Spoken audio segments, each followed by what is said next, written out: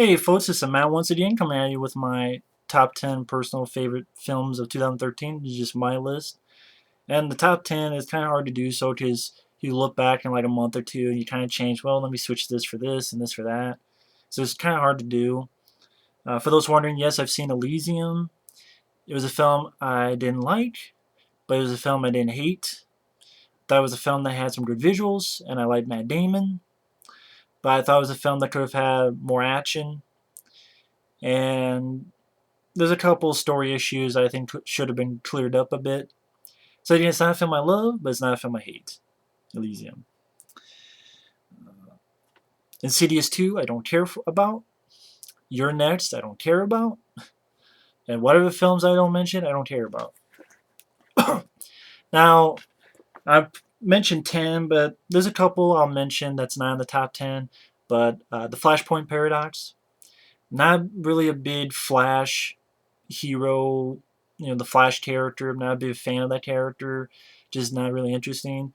Unless it's the TV show on CBS, which that's a nostalgia thing. I grew up with that. But I will say that one had a really cool Batman because it was an alternate version where not Bruce Wayne, but Bruce Wayne's dad became Batman and Bruce Wayne himself died. So I like the different take on Batman using guns, a bit more violent than I thought it would be. So Flashpoint Paradox I thought told a pretty interesting story. Also, This Is the End and The Heat. Two comedies that I liked, okay, but wasn't like laugh out loud, busting a gut. But I liked okay. This Is the End. I liked the cast. I will say the third act and the ending with the Backstreet Boys and in heaven, and I'm like, really? Okay, I don't know about that. Kind of lost me in the third act, but before then, it got a couple chuckles. And The Heat, I like the film. Melissa McCarthy is not my favorite actress, to be honest. Kind of like Zach Galifianakis for me. Kind of her shtick that's getting old real quick. But I still got a couple laughs from her and Sandra Bullock. And the fact it was rated R, I think it's a plus. Not really big on action, but the director himself said that wasn't his point, which I think maybe it should have been. But The Heat, I thought was okay. There's certain things that were in the trailer that wasn't used in the version. In the unrated and rated R versions, there's not much difference. I think there's stuff that was in the trailer that should have been in the movie. Like when they hit the glasses and Sandra's like freaking out, getting cut, that should have been in the movie instead of just the commercial. But overall, The Heat, I enjoyed. Same with This Is the End. Now, again, my top 10, which again is all subjective. I'm sure if you ask me 2 months later, some of this stuff will be switched out. Number 10 is Vehicle 19. Maybe it's bumped up to the top 10 because I thought Paul Walker passing away. I was interested in this film and I liked the film. Might not be everyone's cup of tea because of the concept. The concept is that Paul Walker is an ex-con who goes to South Africa, and by the beginning of the film, it takes place entirely inside a car. It never leaves the car. So it pushes in on this rental car that Paul Walker gets, and then he realizes he was given the wrong rental car, and then there's a gun in there and a tied up woman in there, and he has to figure out what to do, and he doesn't want, he has to do the right thing. And it's not the most action-packed movie, but it's a pretty short film. So again, some people might not care for the film because they don't like the concept that it takes place just inside of a car. But I thought, okay, it made it a little bit different enough that I kept me involved. I thought the Paul Walker did a good job acting, including the scene where he's on the phone with the bad guy, and he mentions how the bad guy reminds him of his father, especially the bad guy's laugh.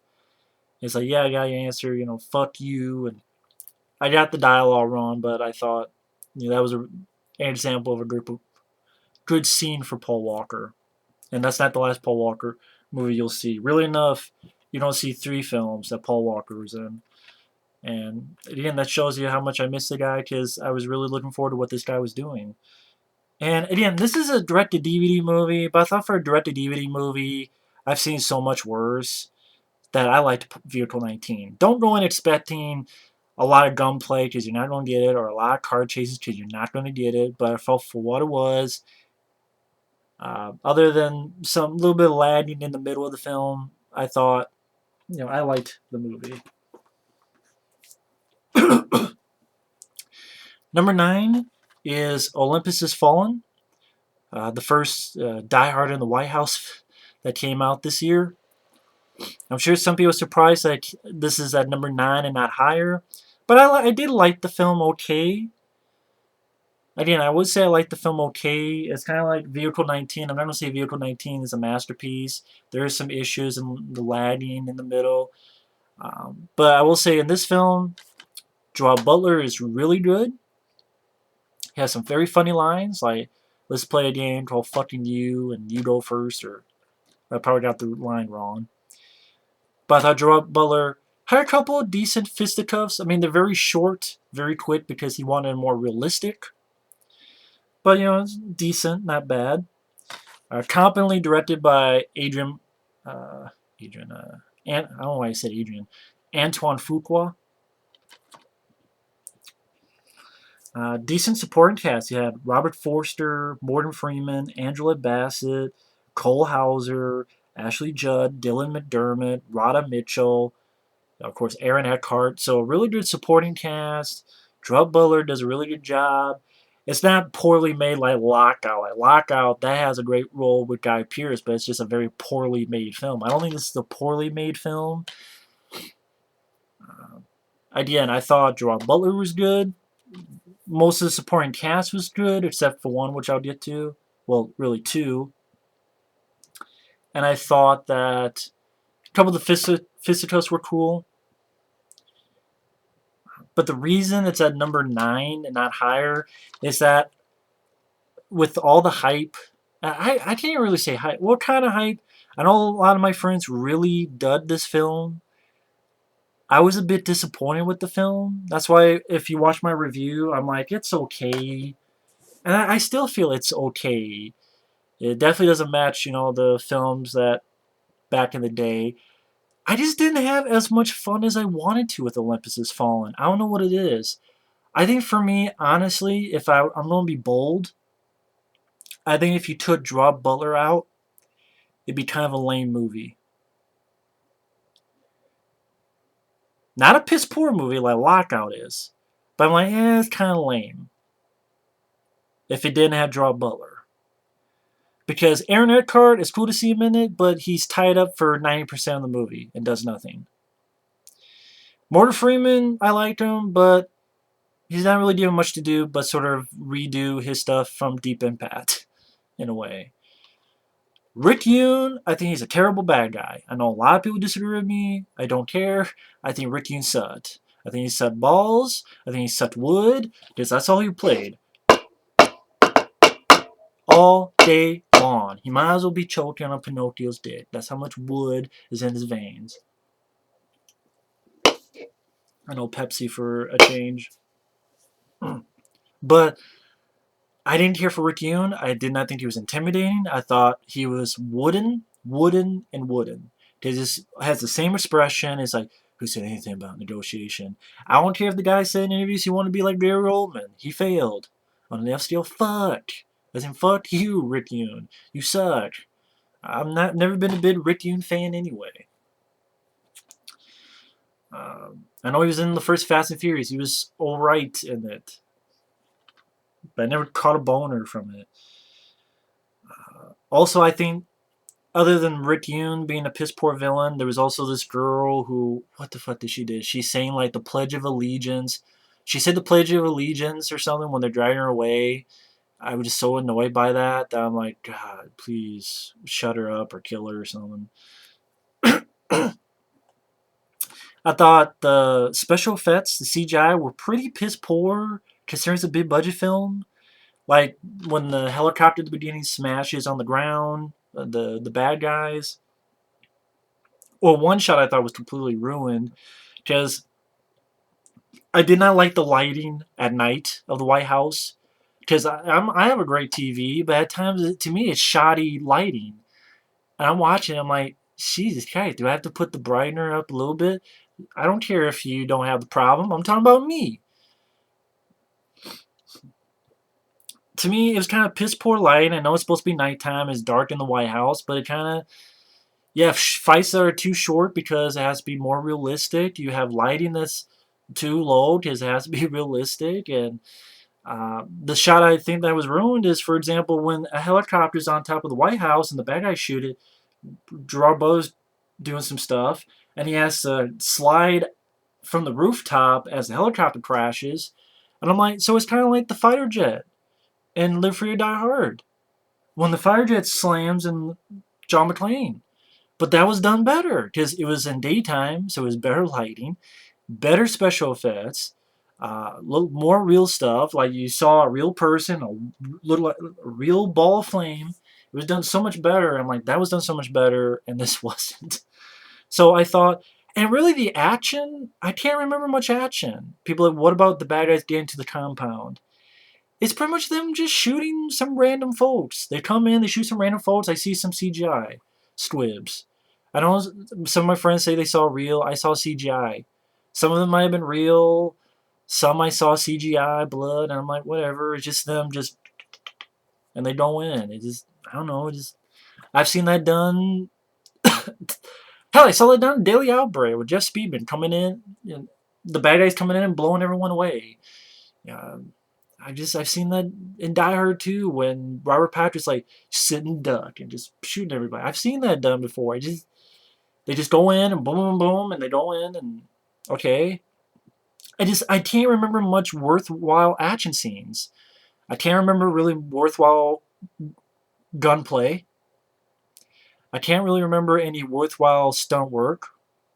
I can't really remember any only a couple fisticuffs, which again are short because they had to be realistic. So he has a short fisticuff and he gets a guy between his legs and flips him around, or punches a guy. Again, Gerard Butler's performance really, to me, saved the film and made the film entertaining to watch. Because I'm like, okay, what's Gerard Butler going to do? But it's like when he grabs the kid, he's just shooting at the wall and running away, and just the kid out there. I thought pretty too easily. And I don't know, the plot, the film just for some reason kind of sucked the fun out of this concept. I mean, I Die Hard in the White House is such a silly concept. Okay, hockey rink I can buy, train I can buy, building I can buy, plane I can buy, but a White House, I'm like, let's at least have a little bit of fun. But I just, Gerard Butler, he's good, but at times it just felt, it's, I almost want to say, why so serious? Like, loosen up, everyone, a bit. Loosen up a bit. I don't know what it was. It just, I like the film okay, but the reason it's number 9 is I've seen better. So I just think it's okay. I think without Gerard Butler, it'd be kind of like this. I mean, I don't think the movie, I think that film should have been better. It had a big budget. I've seen low budget films do more. I think Olympus Fallen should have more worthwhile, noteworthy stunt sequences, not cheap ones like the helicopter stuff, like on top of the White House and stuff. That's my opinion. That's why it's number 9. Number 8 is Oblivion. Oblivion with Tom Cruise, I liked. A little bit of an overlong film, but I thought it's not an action film. It's a science fiction film first and foremost. I thought Tom Cruise did a good job. I thought it had a good visual look. I thought the story is not the most original, but I thought it did enough of its own thing that kept me interested. I like the little drone-like machines that Tom Cruise is there because he tells that him and this girl are there. The war against the aliens have ended. They're the cleanup crew. They're supposed to fix these drones up. And I like the drones because they're circular, white, and they have like these cannons on either side. I like that. Morgan Freeman's in the film as well, but he's not in the film too much. He comes in probably halfway point of the movie. But like, I like Tom Cruise. I like his character. Him trying to piece together some of these faint memories that he has. And I thought The special effects were good. The Tom Cruise did a good job. The story kept me involved enough to keep going with it. I thought it had a good heart on the shoulder. I thought the acting was fine. I didn't have a problem with any of the acting. I can't think of a single actor in the film that turned me off in any way. Piece of score that I don't mind, that I know my friend Mike used on a tribute to Gravity. I don't mind that little piece of music. And it's a film that overall I liked. It's, again, not an action film. It's just a science fiction film, but I like science fiction films. I like 2001 Space Odyssey. I like Star Trek the Motion Picture. Makes me want to go see Logan's Run and give that another look. But I liked Oblivion. That's why it's number 8 on my list. Number 7 is Painting Game. This is a film that surprised me. It's a film directed by Michael Bay, and I'm like, the trailer looks god awful. I'm gonna hate this movie, but I gave it a look, and I liked the film. Some people issues I know are, why should we watch a film where we're stuck with these idiots? I'm like, exactly. But to me, the script and the people know that these guys are idiots, and it doesn't try to make them heroes. It's like, these are idiots. They're, at the beginning, you know they're idiots. In the middle, you know they're idiots. At the end, you know they're idiots. And they get what they deserve. And it just shows the crazy stuff about how big these idiot guys are at being idiots. I can't remember the line of dialogue, but I know Ed Harris, who's in the film, gives a great line of dialogue at the end that says these guys, the crime they were most guilty of was being the biggest fuck ups in human history, or I can't remember the exact line of dialogue. But I'm like, okay, that's the movie. The movie knows what it is, and that's why I wasn't pretentious. It was fun all the way through, very over the top. I thought Michael Bay did a good job filming it. He knows how to make a film look good. I will say he knows how to make a film look good. And the supporting cast of Tony Shalhoub, Ed Harris, Anthony Mackie, I thought did a good job. I thought The Rock stole the show as a guy who was in prison. He was addicted to drugs, but he got out. He's clean and sober, but he slowly gets pulled in. This crazy stuff that happens, like his toe getting shot off, or him having to uh, cook certain stuff, and just his reaction, the other people's reaction to him. Mark Wahlberg did not annoy the piss out of me, which I was surprised by. I think because he's supposed to be an idiot and he's playing an idiot, and the guy gets what he deserves at the end. I think that's the thing, is that the movie knows what these guys are. And yes, that's showing them as heroes, and that's showing them this is definitely a film not to take seriously at all. And from the beginning, I think the movie knows that, and I thought, that was the right idea. And this was a film that surprised me. And most of these reviews I did long reviews of anyway, so you can check back my in-depth review on that. But Painting Game surprised me. It is surprising. That's why it's number 7.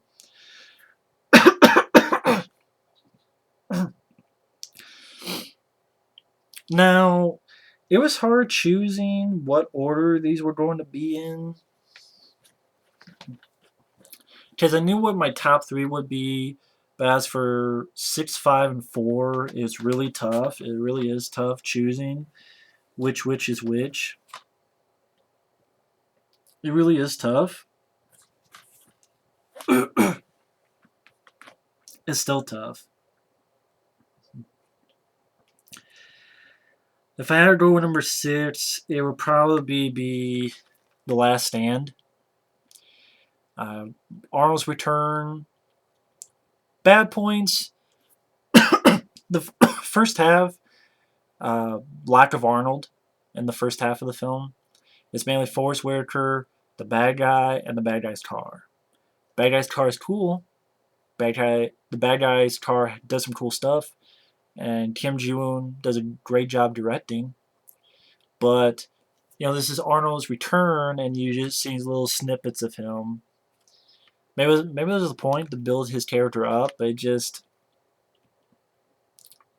Forrest Whitaker's character really wasn't the most interesting, and the villain is not interesting at all. But I like Johnny Knoxville. I like Schwarzenegger. I thought Schwarzenegger did a good job. I liked the last half of the film, of The Last Stand, where him and his deputies get together and they're gonna take protect their town. And so they have the bus, and Arnold uses like this little minigun. Arnold has his gun, goes, "I'm the sheriff," and blows a bullet right in a guy's head. His fight with the bad guy, that was a fun. The last half of this film was a fun Schwarzenegger. I mean, it takes a bit to get going. That's sort of the problem. That's why it's number 6.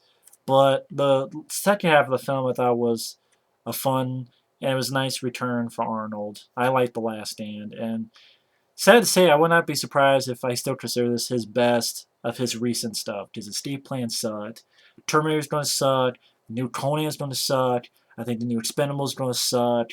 Ooh, the teaser? Yeah, the teaser, just them staring at you. Great. There's your teaser. But Last Stand, number 6. Number 5. Once again, it's going to be tough.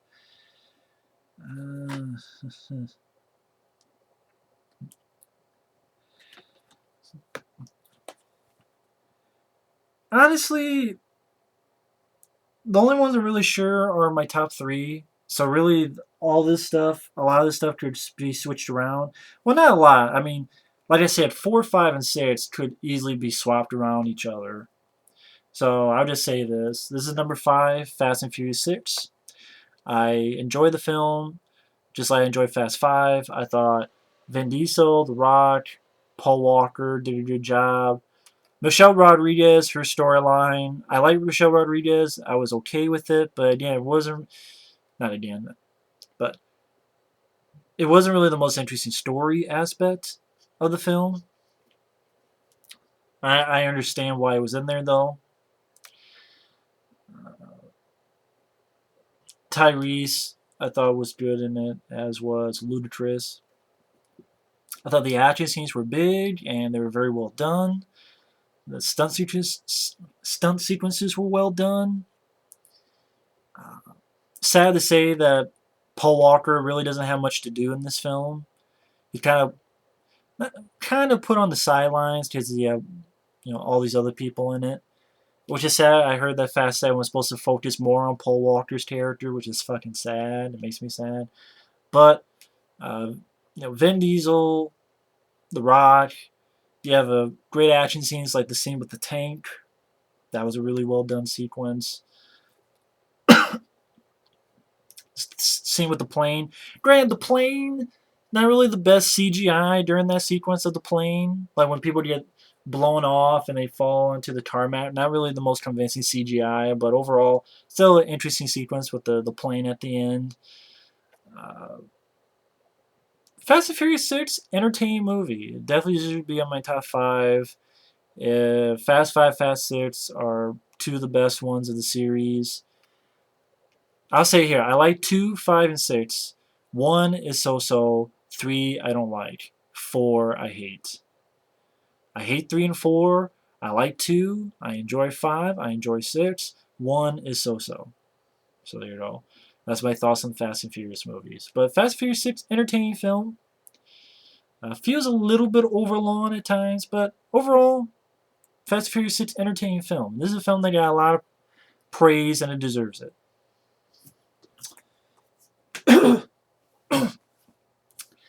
Now, getting to my top 4. This is the one that's the wild card that I know people don't give me a lot of shit over, but I don't care.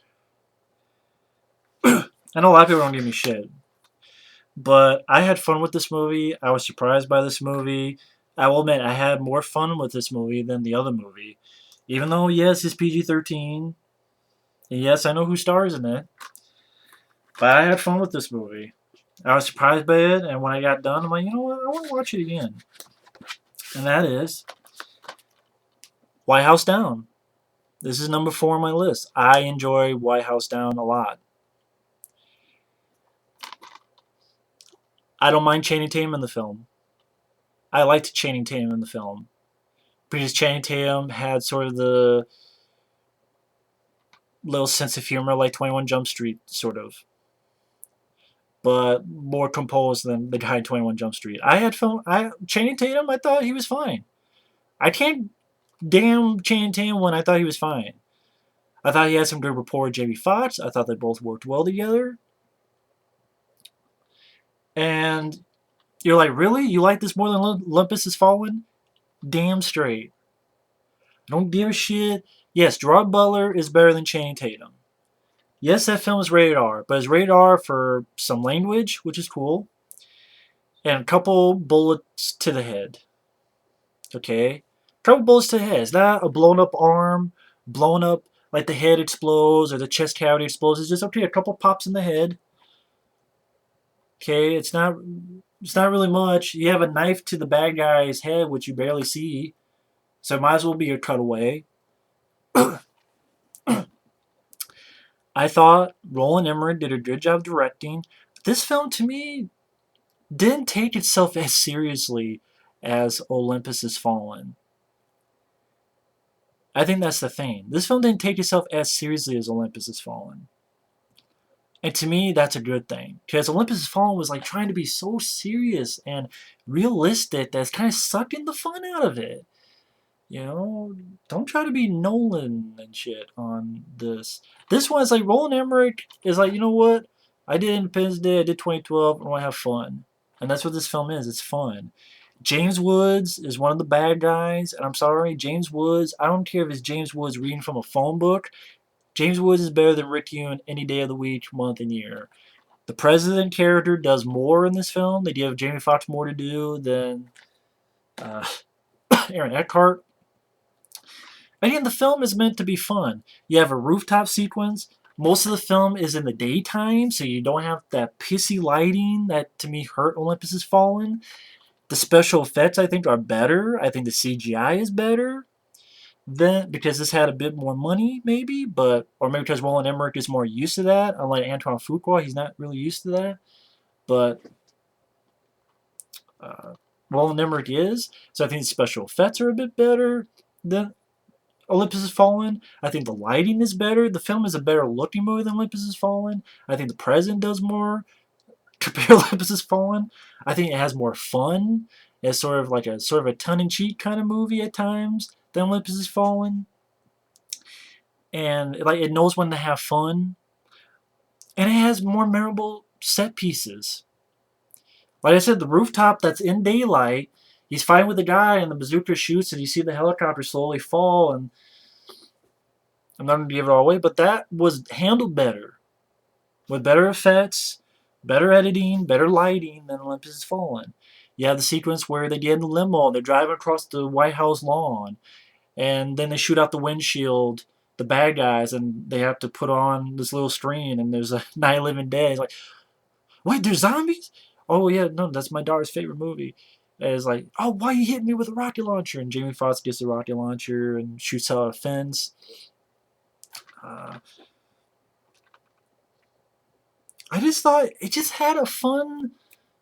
Again, if most problems I have with films this year is the pacing. Yeah, the pacing drags a little bit, but James Woods is your bad guy. The story, really enough, was a bit more interesting to me than the story in Olympus Has Fallen. The Channing Tatum, Jamie Foxx, I thought them working together worked well enough for me. I thought the bits of the action, I remember them more. And maybe because they had bits of humor as well as bits of action in it. And I'd rather have that than, okay, Gerard Butler fucks a guy up in 10 seconds, then he leaves, and then it's like, okay, what did he do? Okay, I know he did something, but it's like, I can't remember. Here, there's actual set pieces I can remember. And it just has a fun, sort of, little bit tongue-in-cheek quality to the film. It's like, okay, we kind of know what we're doing. Let's not take ourselves 100% seriously. And that's what I appreciate about it. It's like, let's have a bit of fun with this. It's a fucking Die Hard in the White House. Let's have fun with it. And that's what I liked about it. That's what I liked about it. I mean, there's a scene in the tunnels. There's a scene where they get in the limo gets fucked up in the pool, and they gotta get out there, and Yeah, throw a grenade at the bad guys and dodge out of the way. There's a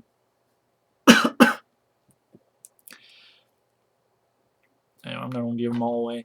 But again, I thought, is it a perfect film? No. Again, my issue is the pacing. But other than that, this is a film I watch and I'm like, you know what? This is better than I thought it would be. I think that's the other thing. This was better than I thought it would be. I think that helps too. I was disappointed Olympus has fallen, but I thought Why I Was Done was better than I thought it'd be. So sue me, I don't give a fuck. Number 3 is Hours with Paul Walker. Unfortunately, the film's not on DVD. Otherwise, I'd love to show it to you. Love to have the film. Really enjoyed Hours. That's why it's number 3. I thought Paul Walker did an excellent job doing a performance that I think is his best performance of his career. I mean, it's a simple story that's very effective. A guy who his wife dies during childbirth, and he is going to protect his baby who's on a ventilator machine while Katrina's happening. And most of the hospital evacuates, but he has to stay there to keep his daughter alive. And just all the stuff that happens. And I thought Paul Walker again did a great job acting. It's a one-man show and he pulled it off. I did a long review of Hours. Check out my review of Hours, but check out the trailer Hours. It's sad that Paul Walker, I think, did an excellent job. Would love to see him do more movies like this, but unfortunately, that's not going to happen. But Hours, I thought, it was a film that I saw the trailer to. I'm like, this film looks really interesting. And when I saw it, it really was interesting. And again, it's Paul Walker. I think it's his best performance.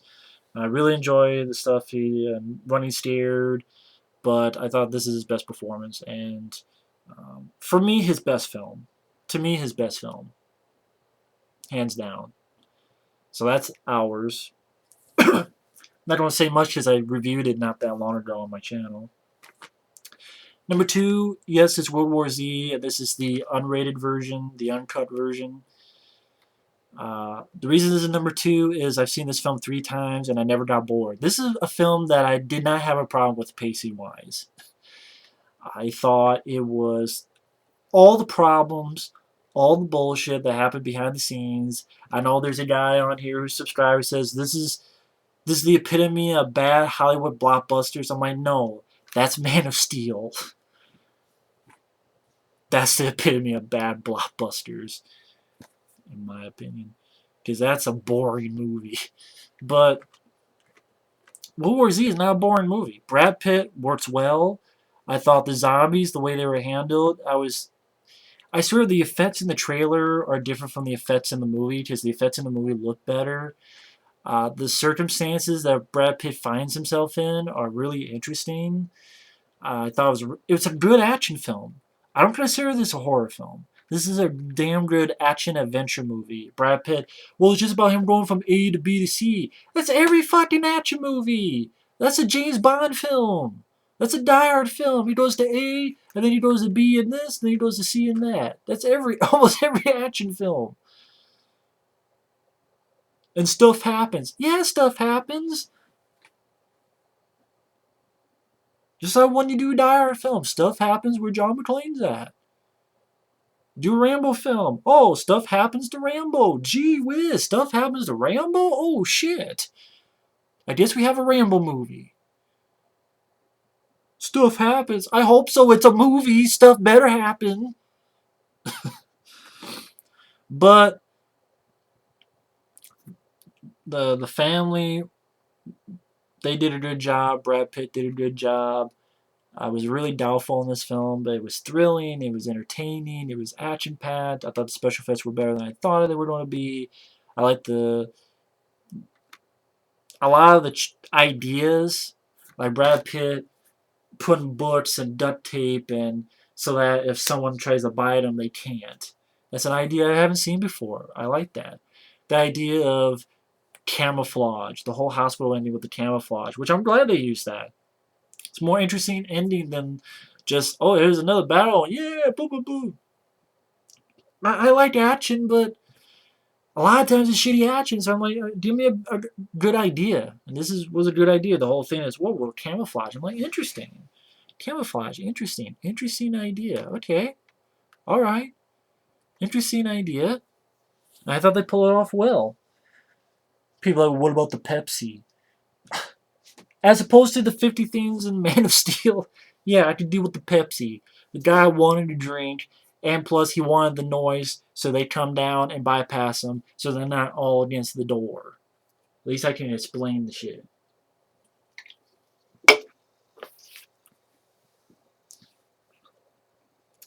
I forget the lady's name who sort of becomes Brad Pitt's sidekick in the second half of the film. Thought she was good. And again, I saw the film like 3 times already, and I'm still because like 5 minutes in, it just goes and it doesn't stop. You have the stuff in was it Philadelphia, and this truck that just mows down, and just this chaos, just the magnitude and the scope and the just epic is a word like epic from Faith No More should be playing. Just epic is definitely on the charts for this film. World War Z. I mean, I did a review. I did like a review and a podcast of World War Z, so I talked enough about World War Z. But if you don't like it, tough tea. I do. World War Z. I thought it was a good film. And number one, it's a film that's not on Blu-ray, unfortunately yet. It's a film called Gravity. To me, Gravity is hands down the best film of the year. Hands down. And I know you have some people. I'm not talking about my friends, but you have some people who they kind of bypass it. And yeah, I'm not talking about personal friends, but other people are like, well, you only like Gravity because of the gimmick, because of the 3D, because of this and that. I've seen movies for decades. I think I can deal with gimmicks in 3D. Yeah, seeing Gravity on the big screen was great. Awesome experience. The first time I saw Gravity on the big screen is, I would say, the best experience I've had in the theater. Hands down. Seeing it on 3D, because I felt like I was in outer space. I was in space with Sandra Bullock and George Clooney. I was in space. I was there because it looked so photorealistic. It looked so real. It was a great experience. The 3D was great because I saw it right there and I saw it twirling around. I see it coming here and coming there. And I can actually experience and being in space. And when Sandra Bullock is going around, I'm like right there with her. And I'm like, oh my God, it's like I'm twirling around. But you know what? I saw it a second time. And you know what? The film held up. Not because of gimmicks, not because of 3D, but because I think it's a good film. I know some people are like, well, it's predictable. Every film I have mentioned is predictable. You know that Arnold is going to win and fuck up the bad guy at the end of Last Stand. Okay? You know that in Fast and Furious 6, well, you know that Han is going to die sooner or later. You know that Vin Diesel and Paul Walker are going to be victorious. Okay? You know at the end of Olympus Has Fallen, White House Down, that they're going to win. You know at the end of Pain Game, they're going to go to jail because it's based on a true story. Every hours, either he lives or he dies. Because they know they're not going to kill a baby. I mean, of course it's predictable, but it's entertaining. And it's thrilling. And I know some people are like, well, there's no sense of danger. I'm like, you're in outer space and you're twirling around. And there's always a sense of danger. There's always something happening. But I know, like, for example, my friend Effrey, he hates the film. He doesn't like the film. That's fine. I just entirely disagree. Same way with he loves Man of Steel. I'm sure he will not get why I like Gravity, and I won't get why he likes Man of Steel. But that's why it's called opinions. We each have one, and there's nothing wrong with that. And why I like Gravity, I think Sandra Bullock does a great job. I think George Clooney does a great job. People say, well, it's not realistic. Name a movie that's realistic. Dark Knight Rises is not realistic. Hate to be a bearer of bad news. It's not realistic for a bad guy to break a back, leave him in a prison, so I'm not going to watch him, I'm not going to give a fuck, and then the prison that just happens to have a fucking doctor that goes, Oh, yeah, okay, my back feels better. So you can climb up, teleport to a city that apparently no one can get into. Oh, by the way, and for months, they've kept these cops alive. How do they keep the cops alive? Do they send food to them? Do they send water to them? Why would he keep cops alive? You have an entire city hostage. You have a bomb that says, you know what, we don't blow up the city if you don't do what we say. You can kill the cops anytime. You put poison gas in there. You fart in there and have them suffocate. You have someone go in with a machine gun and kill all the cops that are underground in the sewer. You still have an entire city of children and mothers and people who are not cops as your hostages. Why keep cops alive? Why leave a Batman overseas? Why trust a cunt woman who fucking tricked your ass and then you come back in the first scene and it's like, hey, how's it going, babe? I know you tricked my ass, got my ass broken, but hey, how's it going? How's your pussy? That's not realistic. Sorry, I'm just. Oh yeah, it's about a guy as Batman. Not realistic. And then Man of Steel is Batman from outer space. No one's Batman from outer space. If no one's Batman from outer space, that's Man of Steel. Sorry, I keep going over those because I think Nolan's Batman films and Man of Steel are some of the most overrated films of recent memory. I know people don't be pissed. I don't give a fuck. It's my channel. You be pissed all you want. Nah, nah, nah, nah, nah. I pissed you off. Wham. Go cry in your butt cheeks. Okay, and get a couple sniffles of ass. It's not helping your cause. Well, you know what? The cause is pissing you off. And the effect is for me not to be pissed off. So there you go. Now going back to what I was saying, I like Gravity because I think Sandra Bullock is good. I think George Clooney is good. I think the pacing is perfect. It's 90 minutes. It's not 2 hours. It's not 2.5 hours. Special effects are some of the most jaw-dropping I've ever seen because they're so photorealistic. They are extremely photorealistic. I think it's extremely thrilling. I think the directing is very, very solid. The stuff that the guy pulls off, whether it be, I swear for the first 10, 15 minutes, there's not a single cut in the film. It looks like you're actually part of these astronauts. And there's always something happening, whether it's these things that come and smash the shit out of their place, and she's spinning and spinning. And to me, I can get into her shoes and be like, my God, imagine if you're spinning out of control. Imagine you have to unhook and you're spinning into fucking space and there's nothing you can do. I think it has great suspense. I think the great suspense is you know how it's going to come out. How is it going to get there? Because think about it, every movie you see, you have to see a second and third and fourth time. And I saw the second time, I'm like, wow, this is still really good. Whether it be her controlling the fire in the station, whether it be her trying to get into the shuttle and barely getting it as it's coming again, whether it be her and George Clooney trying to hang on, whether it be her trying to get out, but the fucking parachute gets caught. If I have a nitpick, all I would say is there's a scene where she tries to get in contact and she gets in contact with someone. She's like, "Oh yeah, your doggy." That little bit could have been taken out, I think. But other than that, I think the score is well done, especially when she's doing re-entry. It was nice to hear Ed Harris. I really enjoyed the ending because the whole time she's in space, all this stuff is happening. The fire is happening. Not getting in control, trying to escape 1, 2, 3, 4 times, having to use the fire extinguisher to guide her to this other ship, just trying to get. And the whole theme of the movie: do you want to live, or do you want to give up and die? And I like that bit with George Clooney. I like the bit, and it makes sense when you watch it again. Like, wait a minute, he opened the door. How come she didn't die? Well, because it never opened, and that was her mind saying, you know what? Do you want to die?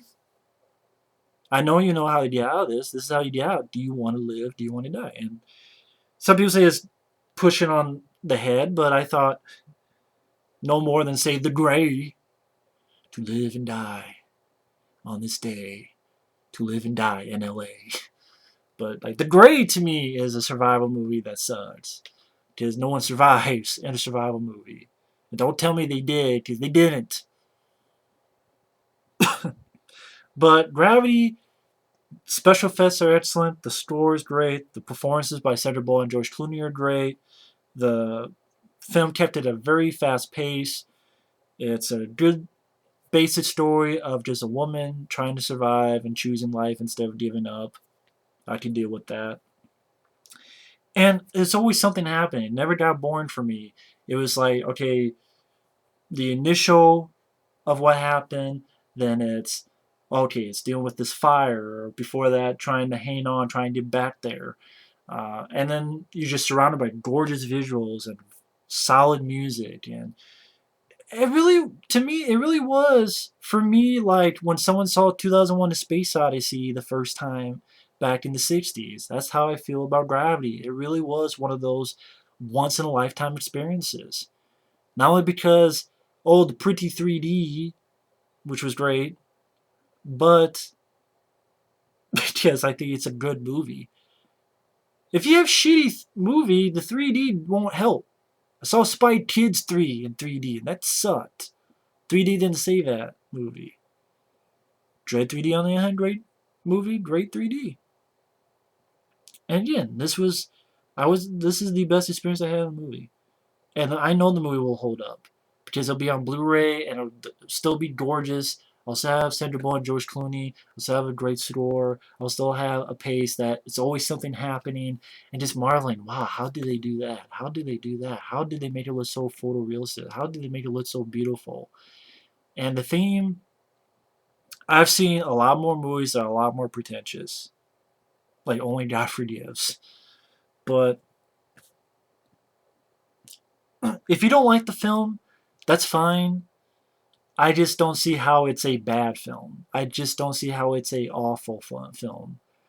Yeah, if you don't like the film, that's fine. I cannot comprehend how it's quote a bad film.